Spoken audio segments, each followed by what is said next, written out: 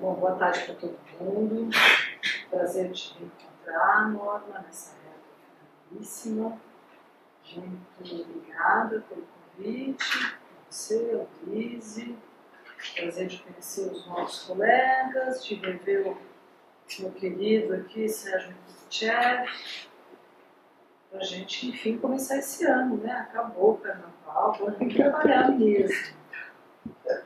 Então, assim, Norma, eu fiz umas anotações também aqui durante a sua apresentação, porque eu sempre acho que na apresentação a gente vai achar algumas das coisas que nos produziram perguntas quando a gente estava lendo o material, né? Ou algumas coisas são ratificadas, ou outras coisas são deslindadas. A apresentação é sempre importante.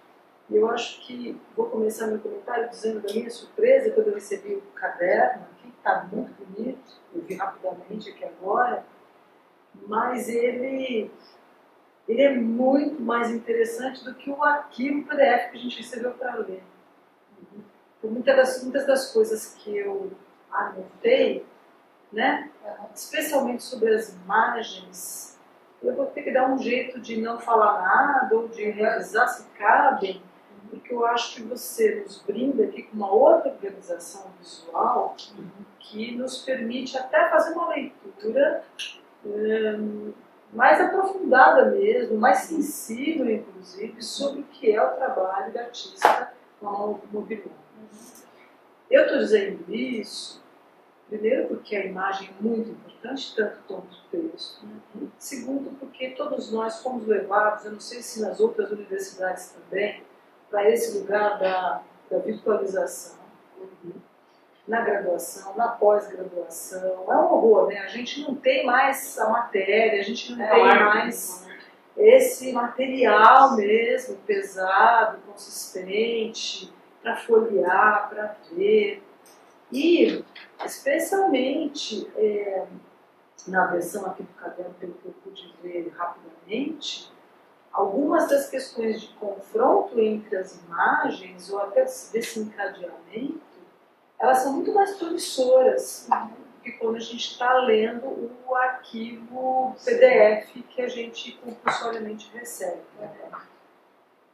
Mesmo assim, né, mesmo impresso, é preciso, durante uma banca, né, numa finalização de estudos de doutoramento, considerar também o quanto esse mistério que ronda o fazer artístico, o produto da arte, o teu fazer que está em questão, se mantém porque você trabalha muito com essa ideia das penumbras, com essa ideia dessas ambientações que não estão muito resolvidas, e a própria ideia da impressão, da gravura, do desenho, das sanguíneas, da imagem com a qual você trabalha, que é a fatura do seu trabalho, ela oferece essas dificuldades, né?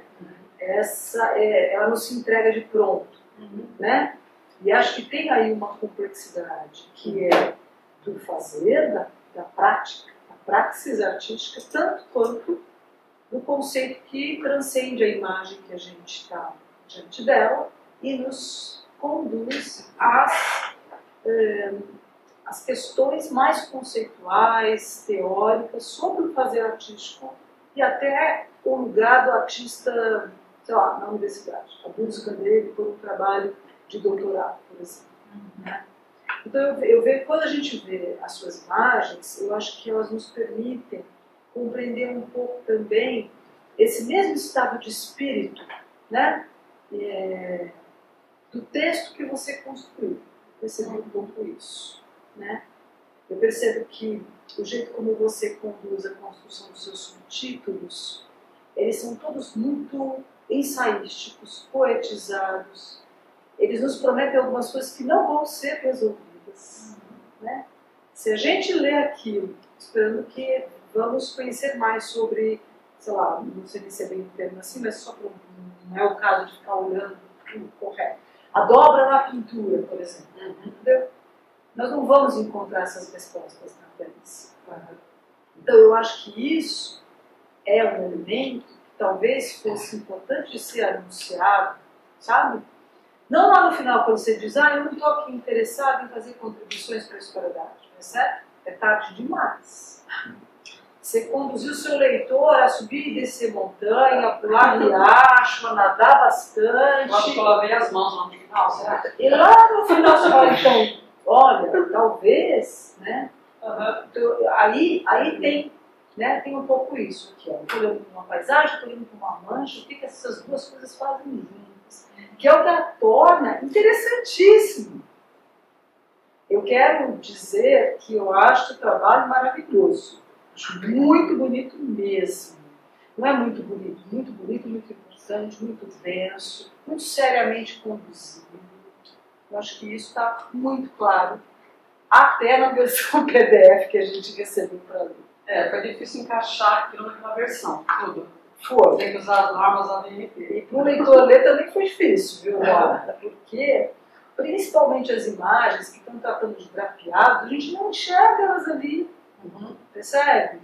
Claro, tá bom, você não sabe, você não lembra, eu lembro, mas vamos pensar no objeto entregue, no material que está aqui para a banca ler. Então eu já tinha reclamado aqui nas minhas anotações, que eu não concordava com boa parte da dimensão das imagens dentro da peça.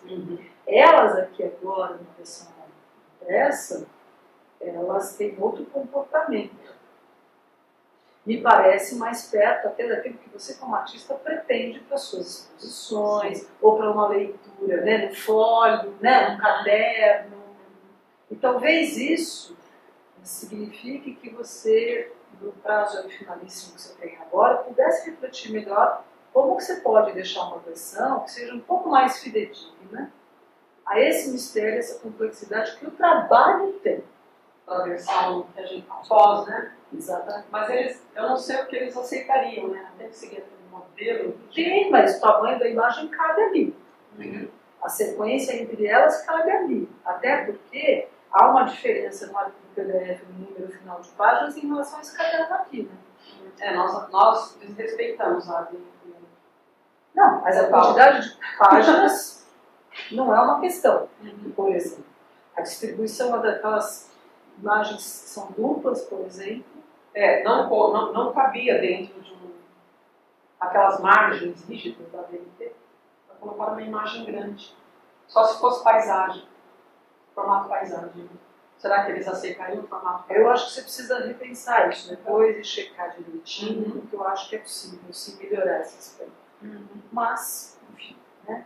Eu acho que isso é muito simples até de se fazer nessa versão final, porque tendo que não fazendo isso, você desprestigia o seu próprio trabalho, o seu próprio empenho de estudo,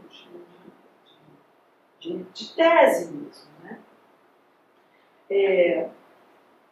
Você começa, inclusive, falando bastante, ratificando o seu interesse pelos distanciamentos, por essa ideia de um tempo próprio da paisagem, que é diferente da viagem, né? A gente hoje não tem tempo para parar e ficar desenhando, então a fotografia é esse elemento que acelera, ajuda, colabora. Eu acho que tudo isso está muito claro na maneira com a qual você expõe a sua metodologia de produção artística. E talvez a maneira de contar isso através do texto tenha mesmo se apoiado em tantas referências que não foram aprofundadas e que talvez cause essa outra impressão um pouco incompleta, sabe? Um pouco faltando mesmo, né? Porque, por exemplo, quando você fala que o manto, né, ele erege topografias, isso é uma coisa. A topografia, ela não é paisagem, lá no senso. Tanto que a terminologia vai deixar para os estudos de paisagem os gregos do lado de fora por algum tempo. A palavra não vem daí, né? Então é diferente.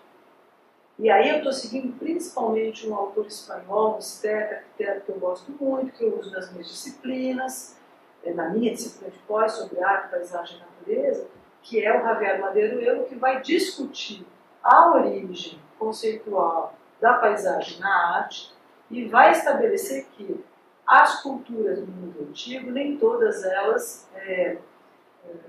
frequentavam a paisagem no sentido conceitual porque não tinham isso descrito na sua própria língua. Sim. Né?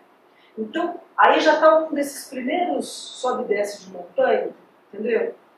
Porque quando você elege a sua topografia, você elege um construto que não é o mesmo do que a paisagem.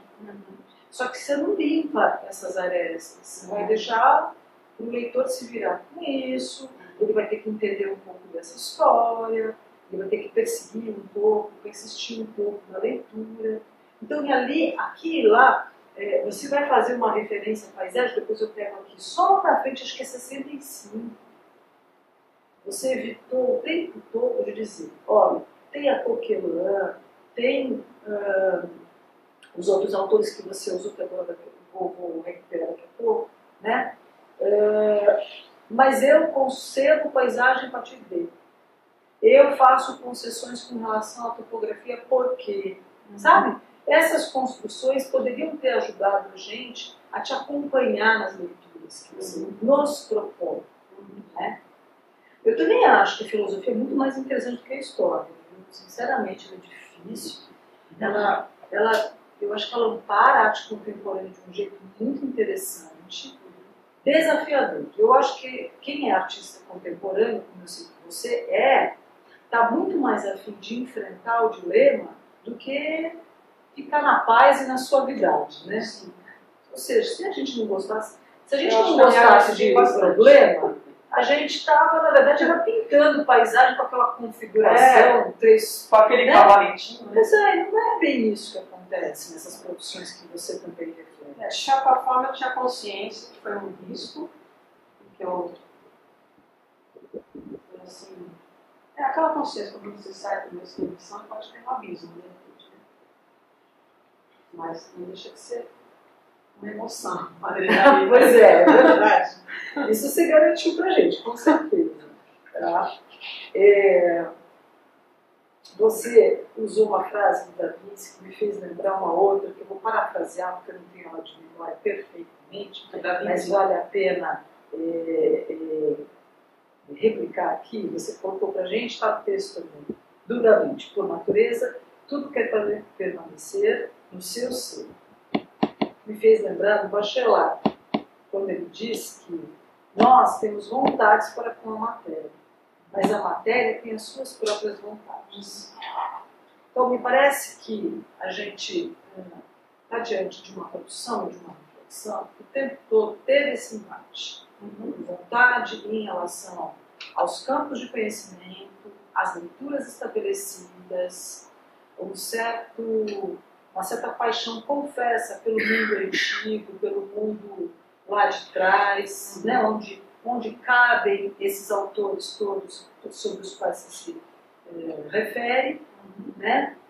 E o que volta é a pancada da matéria, né? Assim, o que volta é o quanto que aquilo realmente cabe, se acomoda, está dentro do que está sendo produzido artisticamente, e o quanto você está fazendo ali uma proposta ensaística sobre aquelas pessoas, esses tratados, essas relações, esses conceitos teóricos todos que são fortes, que são importantes. Né? Entendo também que no doutorado é importante você enfrentar isso. Eu acho que você tem o mérito de não ter se furtado. Mas, de fato, muitos deles merecem desdobramentos, merecem um pouco mais de aprofundamento, merecem um pouco mais de decantar, para daí ver o que vai permanecer, sabe?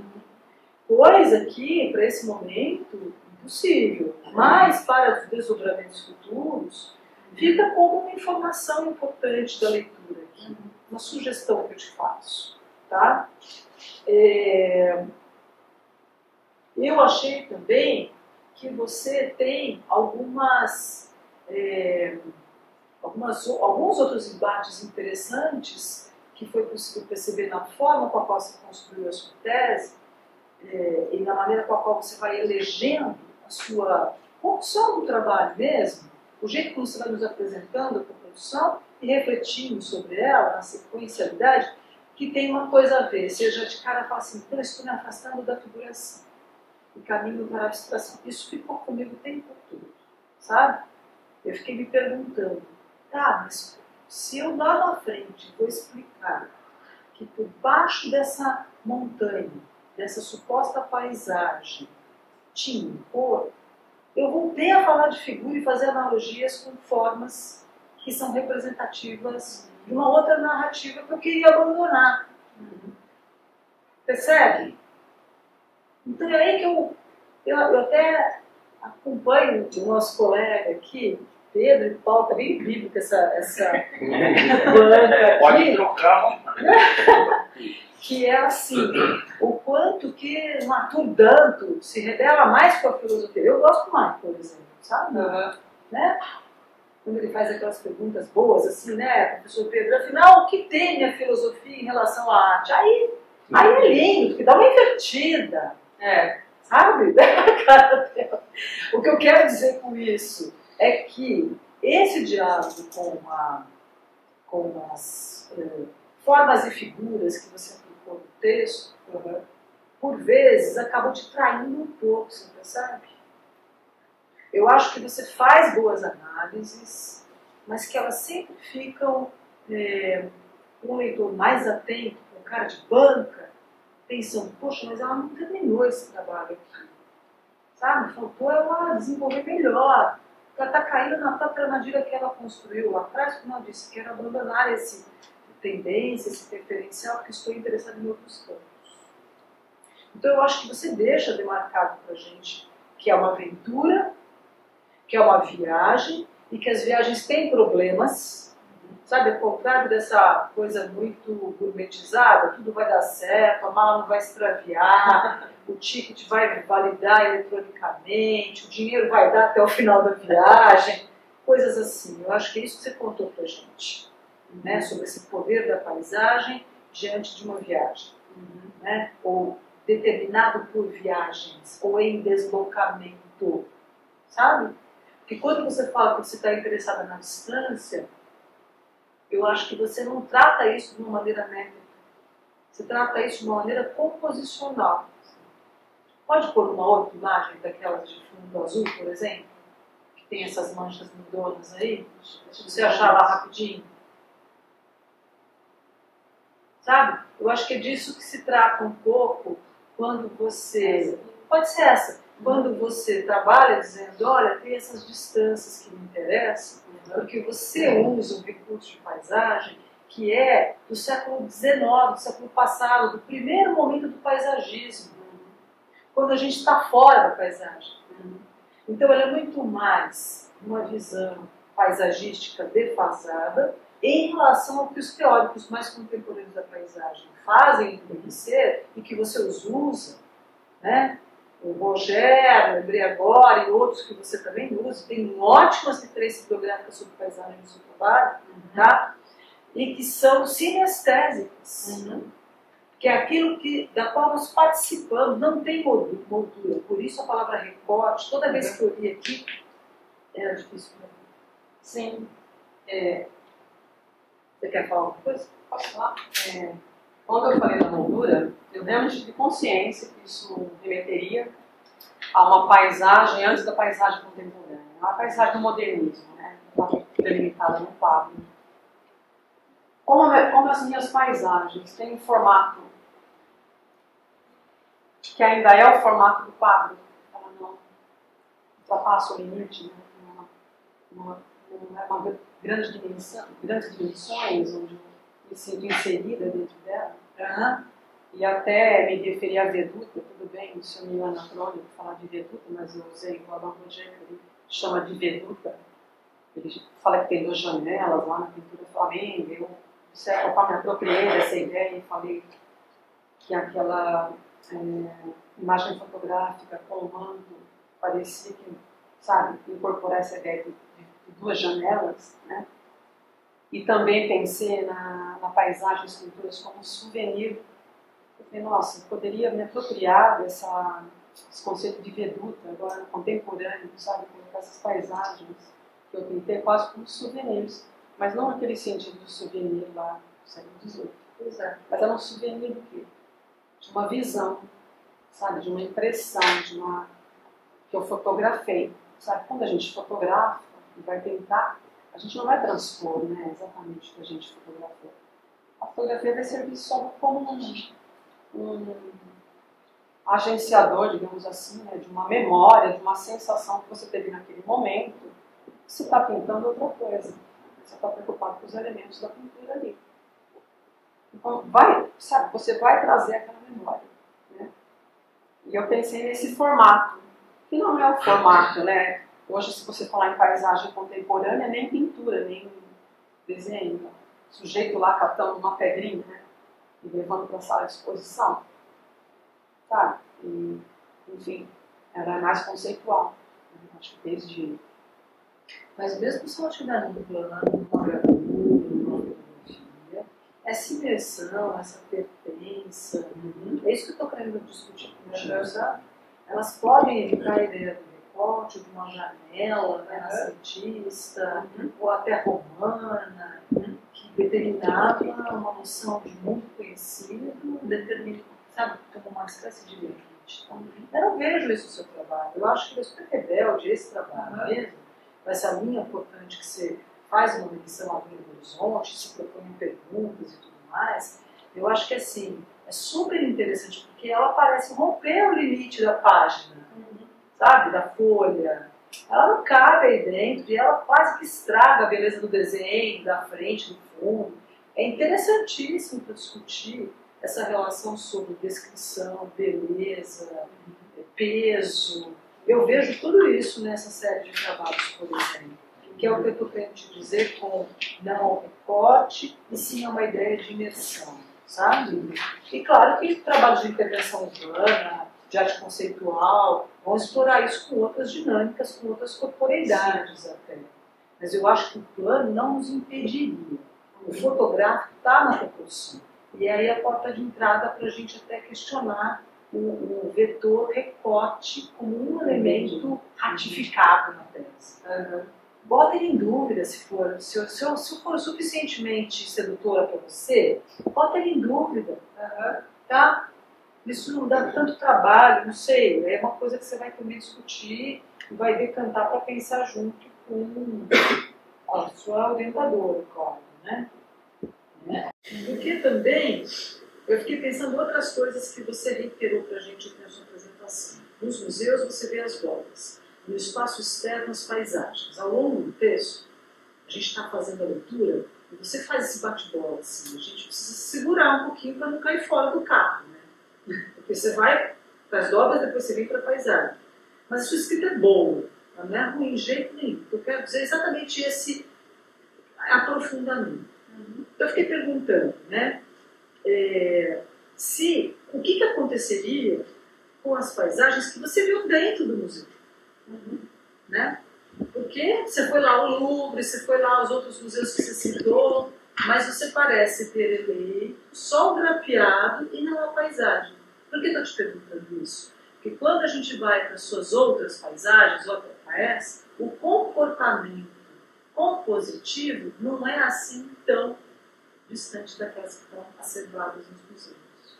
A paisagem da Moine Moulin é maravilhosa, mas ela não é disruptiva com relação à paisagem convencionada dos seus referenciais. Sim. Interessante essa observação. Deve para pensar, porque senão esse dentro-fora ele fica muito dicotômico, quando ele não precisa ser. Me pareceu isso.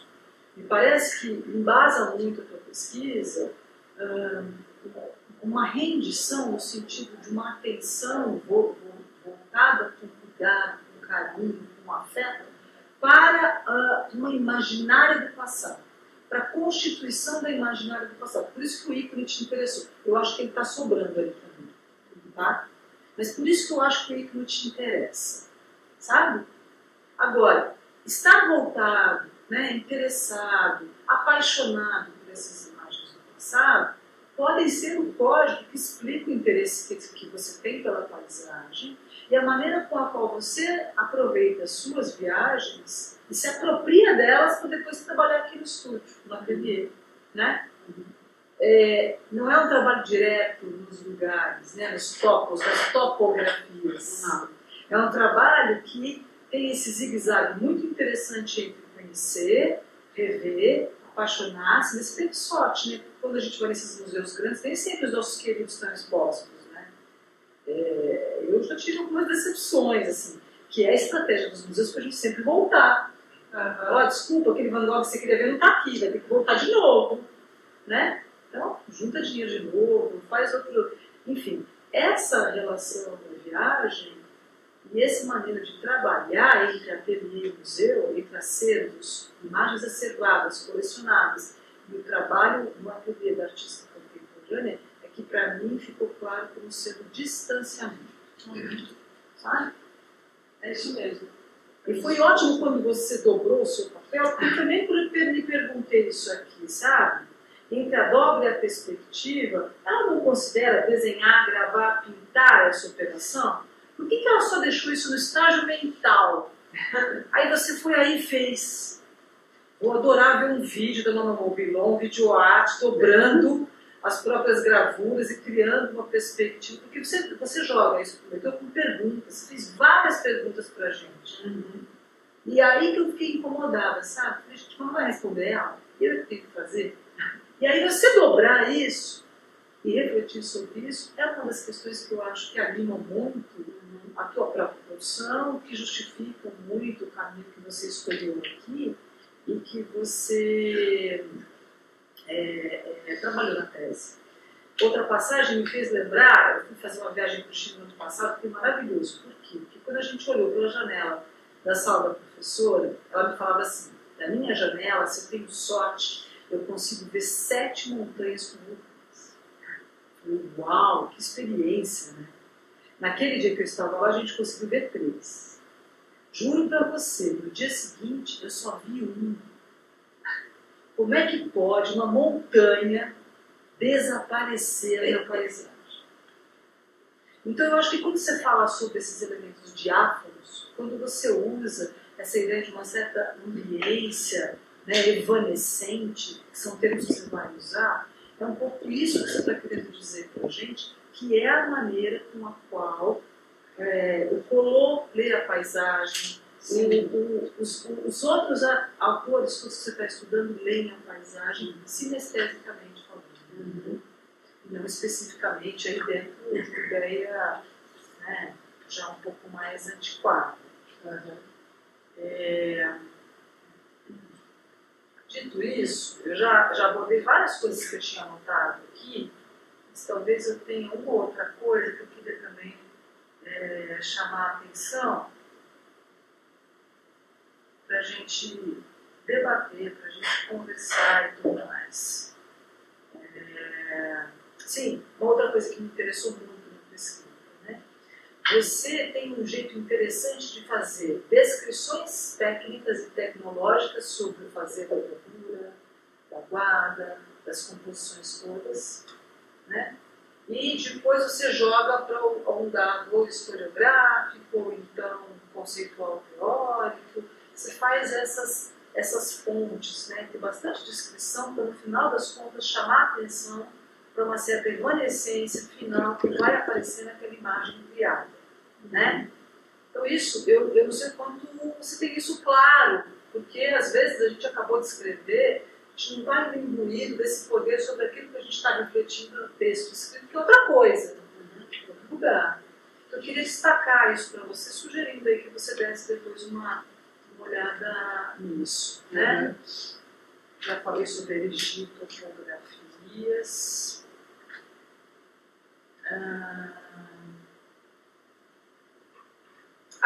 Aí também outra coisa. Durante a leitura do texto, às vezes você coloca tudo assim numa terceira pessoa no infinito. Então, as gravuras, né? O azul, sei lá, a paisagem. Quando você está se referindo à sua paisagem, ao seu azul. Não está claro isso. Valeria a pena dar mais uma olhadinha. Não, tomar cuidado de dizer. Os azuis aqui, apresentados nessa série de desenhos, ao invés de falar o azul, vai se comportar sempre como uma, sei lá, composição. Sabe? Tem umas coisas que estão no geral quando elas são do particular, e no contrário. Outra coisa que me chamou a atenção sobre a sua citação do Agamben. Eu procurei a Álvares, a Sônia Álvares, porque agora eu queria saber que imagem é essa. E você não nos trouxe. Sim.